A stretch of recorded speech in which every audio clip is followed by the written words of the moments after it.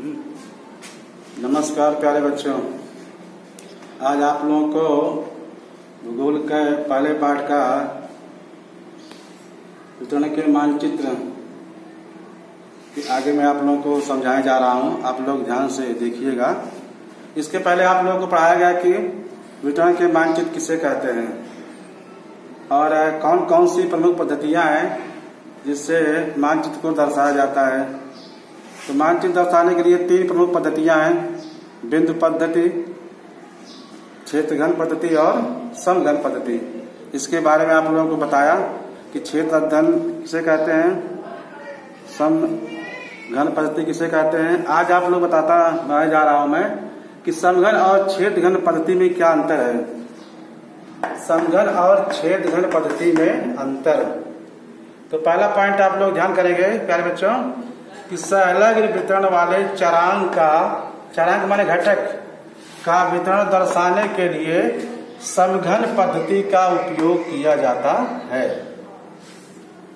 इसके विपरीत असंलग्न वितरण वाले चरांक का वितरण दर्शाने के लिए क्षेत्रघन पद्धति का उपयोग किया जाता है। ये पहला पॉइंट है। ये दोनों में अंतर स्पष्ट करना है कि पहले पॉइंट दिया है कि संलग्न वितरण वाले चरांक का वितरण दर्शाने के लिए समघन पद्धति का उपयोग किया जाता है। इसके विपरीत असंलग्न वितरण वाले चरांक का वितरण दर्शाने के लिए क्षेत्रघन पद्धति का उपयोग किया जाता है। दूसरा पॉइंट क्या है इसका कि समघन पद्धति में चरांक का वितरण दर्शाने के लिए सममूल्य रेखाओं का उपयोग किया जाता है। किस रेखा का? सममूल्य रेखाओं का उपयोग किया जाता है। इसके विपरीत क्षेत्रघन पद्धति में चरांक का वितरण दर्शाने के लिए रंग छटाओं की आकृतिबंध का उपयोग किया जाता है। समघन पद्धति में चरांक वितरण दर्शाने के लिए सममूल्य रेखाओं का हम लोग प्रयोग करते हैं, लेकिन वही क्षेत्रघन पद्धति में उसका जब अंतर दर्शाते हैं या उसका वितरण दर्शाते हैं मानचित्र में, तो रंग छटाओं की आकृति बंध का उपयोग किया जाता है। ये 2 पॉइंट है। तीसरा पॉइंट पर आप लोग ध्यान करेंगे कि समघन पद्धति में चरांक का वितरण दर्शाने के लिए प्रदेश के उप विभागों का विचार नहीं किया जाता। यहाँ पर किसी प्रदेश के उप विभाग नहीं किए जाते हैं। इसके विपरीत क्षेत्रघन पद्धति में चरांक का वितरण दर्शाते समय प्रदेश के उप विभागों का विचार किया जाता है। तो प्यारे बच्चों, ये 3 जो है अंतर है समघन और क्षेत्रघन पद्धति में। 3 प्रमुख अंतर आप लोग बताया गया। पहला अंतर जो है कि संलग्न वितरण वाले चरांक का वितरण जब दर्शाते हैं तो समघन पद्धति में उपयोग किया जाता है, और इसके विपरीत जब हम असंलग्न वितरण वाले चरांक का वितरण दर्शाने के लिए क्षेत्रघन पद्धति का प्रयोग करते हैं। सेकंड पॉइंट क्या दिया था कि समघन पद्धति में चरांक यानी घटक का वितरण दर्शाने के लिए सममूल्य रेखाओं का उपयोग किया जाता है। इसके विपरीत क्षेत्रघन पद्धति में चरांक का वितरण दर्शाने के लिए रंग छटाओं की आकृति बंध का उपयोग किया जाता है। तीसरा क्या दिया गया था कि समघन पद्धति में चरांक का वितरण दर्शाने के लिए उप विभागों पर विचार नहीं किया जाता, लेकिन इसके विपरीत क्षेत्रघन पद्धति में चरांक का वितरण दर्शाते समय प्रदेश के उप विभागों का विचार किया जाता है। अब आप लोग बताएंगे सममूल्य रेखा क्या होती है प्यारे बच्चों। किसी घटक के समान मूल्य वाले स्थानों को जोड़ने वाली मानचित्र की रेखा को सममूल्य रेखा कहते हैं। किसी घटक के समान मूल्य वाले स्थानों को जोड़ने वाली मानचित्र की रेखा को सममूल्य रेखा कहते हैं। अब प्यारे बच्चे, आप लोग यहाँ दिखाए गए हैं कि इस सममूल्य रेखा, यहाँ पर देखिए आपको मानचित्र दिखाई दे रहा है। जनसंख्या घनत्व है अमरावती का, किसका है? अमरावती जिला का जनसंख्या घनत्व यहाँ दिखाया गया है। क्षेत्रघन मानचित्र रंग छटाएं हैं। रंग छटाएं 2 प्रकार की होती हैं, एक धवल होती है और एक जो है काले रंग की होती है। ये धवल छटाएं हैं। धवल छटाओं में इसको यहाँ दर्शाया गया है। किसको दर्शाया गया है? जनसंख्या घनत्व को दर्शाया गया है कि 400 से अधिक जनसंख्या कहाँ पाई जा रही है? इसको हम लोग देखेंगे तो सबसे अधिक जनसंख्या कहाँ मिल रही है? अमरावती में। अमरावती जिला और अचलपुर जो ऐसे जिले हैं जहाँ जनसंख्या का घनत्व सबसे अधिक है। इसके साथ देखिए आगे देखते हैं हम लोग क्षेत्र घन पद्धति को रंग छटाओं द्वारा यहाँ भी दर्शाया गया, लेकिन यहाँ लिखा गया है कृष्ण धवल आकृति, माने इसको काले रंग से दिखाया गया है। तो यहाँ पर वही चीज यहाँ पर भी दिखाया गया है कि सबसे अधिक जनसंख्या घनत्व कहाँ पर है? अमरावती में 400 से अधिक है, माने प्रति वर्ग किलोमीटर अमरावती में 400 लोग निवास करते हैं। इसके पहले से बताया आप लोगों को जनसंख्या घनत्व किसे कहते हैं? प्रति वर्ग किलोमीटर क्षेत्रफल में निवास करने वाली जनसंख्या को जनसंख्या घनत्व कहते हैं। उसके ऊपर जाएंगे अचलपुर है, तो हम लोग जो पहले कॉलम देख रहे हैं 400 से अधिक जनसंख्या है। अमरावती और अचलपुर दो ऐसे स्थान है जहाँ सबसे अधिक जनसंख्या है। तो यहाँ दोनों सेम है, लेकिन यहाँ धवल का प्रयोग किया गया है, यहाँ काले रंग की आकृतियों का प्रयोग किया गया है। सबसे कम जनसंख्या है वो चिखलदरा है। कहाँ पर है? चिखलदरा, जहाँ सबसे कम जनसंख्या दिखाई दे रही है, यानी 100 से कम है। यह हमको दर्शाता है कि 100 से कम, यानी चिखलदरा जो तहसील है अमरावती जिले की, वहाँ जनसंख्या घनत्व जो है 100 से भी कम है, माने प्रति वर्ग किलोमीटर यहाँ 100 लोग से कम लोग निवास करते हैं। ये दोनों सेम है, केवल यहाँ पर धवल है, यहाँ पर जो है काले रंग में दर्शाया गया है इस जनसंख्या घनत्व को। आगे देखते हैं सममूल रेखा। अब समघन मानचित्र है।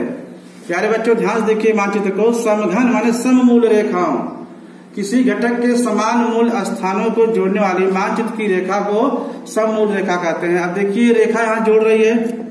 हम लोग सबसे ऊपर जाएंगे, उत्तर दिशा में देखेंगे, यहाँ लिखा गया 1300, यहाँ लिखा गया 1300। ये क्या है? अमरावती जिला का औसत वार्षिक वर्षा। अमरावती जिला का औसत वार्षिक वर्षा है कि यहाँ 1300 हो रही वर्षा, यहाँ 1300 हो रही थी। जो रेखा है दोनों का मूल एक है, दोनों को जोड़ दे रही है, ये हमारी सममूल रेखा है। क्या है? सममूल रेखा है। इसके नीचे आएंगे 1200 है, फिर 1100 है, 1000 है, 900 है, 800। तो माने यह रेखा जो है इसको हम लोग सममूल रेखा कहते हैं। जैसे जैसे वर्षा अधिक हो रही है, कहाँ कहाँ पर दोनों का सेम आंकड़ा है, दोनों को जो रेखा मिला रही है वह क्या है? सममूल रेखा है। ये समघन मानचित्र है। तो आगे हम लोग देखे, हम लोग क्षेत्र घन और समघन दोनों मंत्र, मैप में भी दोनों मंत्र दिखाई पड़ रहा है। यहाँ पर सममूल रेखाओं का प्रयोग किया गया है, यहाँ पर सममूल रेखाओं का प्रयोग नहीं किया गया है। यहाँ पर जो है रंग छटाओं का प्रयोग किया गया है। रंग छटाओं का आकृति बंद जो है यहाँ पर प्रयोग किया गया है, लेकिन यहाँ पर ऐसा प्रयोग नहीं किया गया है। यहाँ पर सममूल रेखाओं का प्रयोग किया गया है। प्यारे बच्चों भूगोल पढ़ने के बाद हमको जो है जब कहीं घूमने जाएंगे तो उसके लिए हमको जो है भौगोलिक क्षेत्र भेंट की आवश्यकता होती है। भौगोलिक क्षेत्र भेंट क्या होता है इसके बारे में आप लोग बताया जा रहा हूँ। भौगोलिक क्षेत्र भेंट भूगोल की एक अध्ययन पद्धति क्षेत्र भेंट द्वारा भौगोलिक संकल्पनाओं और घटकों का प्रत्यक्ष अनुभव प्राप्त किया जाता है। भूगोल की एक अध्ययन पद्धति क्षेत्र भेंट होती है जिसके द्वारा भौगोलिक संकल्पनाओं और घटकों का प्रत्यक्ष अनुभव प्राप्त किया जाता है। साथ ही मानव और पर्यावरण के सहसंबंध की जानकारी भी होती है।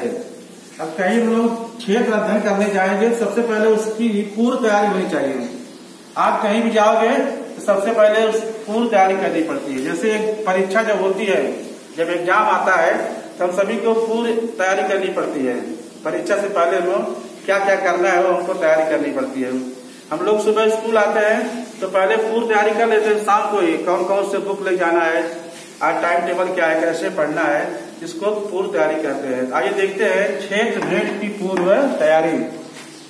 क्षेत्र भेंट की पूर्व तैयारी में क्षेत्र भेंट का स्थान और उद्देश्य निश्चित करना, क्षेत्र के मानचित्रों का अध्ययन करना, प्रश्नावली तैयार करना आदि बातों का समावेश होता है। पूर्व तैयारी में क्या करेंगे?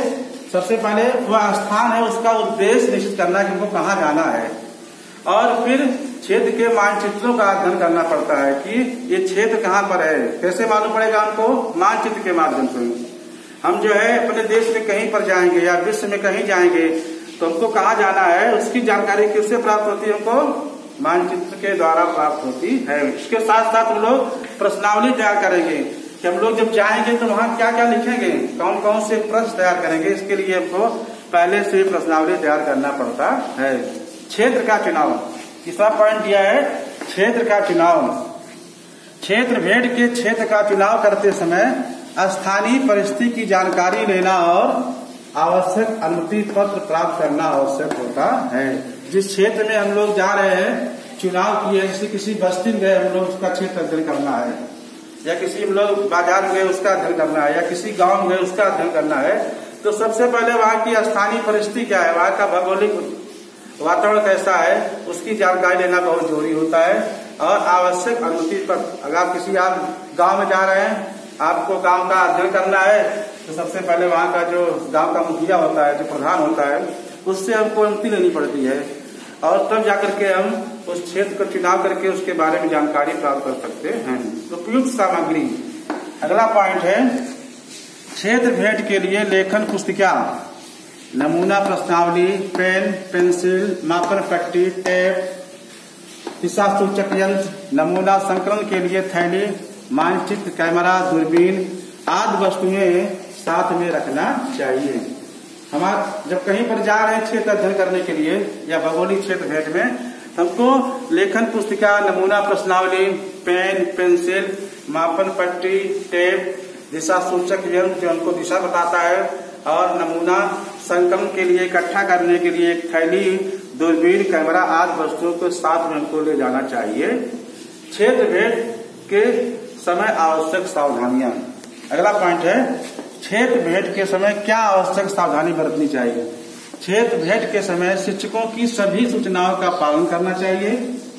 पर्यावरण को हानि न पहुंचाना, प्रथमोपचार पेटी साथ में रखना आदि बातों के प्रति सावधान रहना आवश्यक होता है।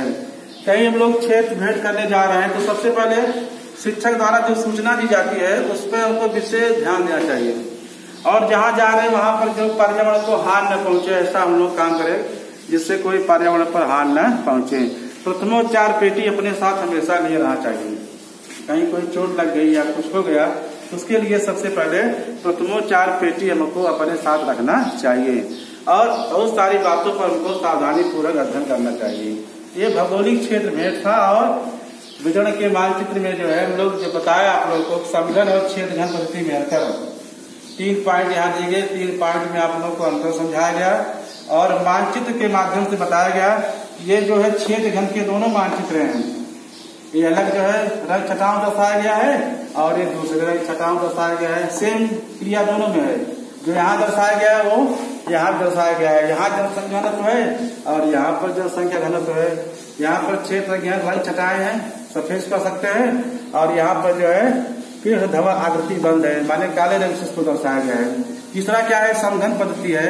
इसको सममूल रेखाओं का यहाँ प्रयोग किया गया है। सममूल रेखा किसी घटक के समान मूल वाले स्थानों को जोड़ने वाली जो रेखा होती है वह सममूल रेखा होती है। जैसे यहाँ 1300 वर्षा हो रही है, 1300 मिलीमीटर, यहाँ पे 1300 मिलीमीटर वर्षा हो रही है, दोनों को जो रेखा जोड़ दे रही है वह क्या है, सममूल रेखा है। कौन सी रेखा है वो, सममूल रेखा है। इसलिए यहाँ पर सममूल रेखा का प्रयोग किया गया है, लेकिन इन मानचित्रों में सममूल रेखाओं का प्रयोग किया नहीं गया है।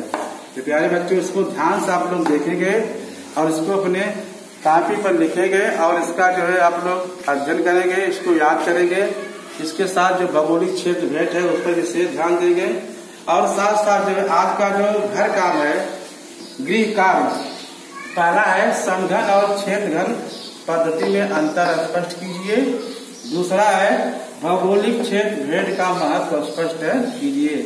आज के दो ये घर काम है, आप लोग जो है ये दोनों घर काम करेंगे और 200 पेज की लॉन्ग बुक बनाएंगे और इस पर जो है भूगोल लिखेंगे, उसको याद करेंगे। और हमें आशा नहीं पूरा विश्वास है कि जो लॉकडाउन चल रहा है इस समय हमारे देश में, उसका आप लोग जो है पालन करते हुए जो है अपनी शिक्षण पद्धति को आगे बढ़ाएंगे, जिससे आप सभी का भविष्य जो है उज्जवल हो। अब फिर हम मिलेंगे, अगला पाठ पढ़ाएंगे। जय हिंद।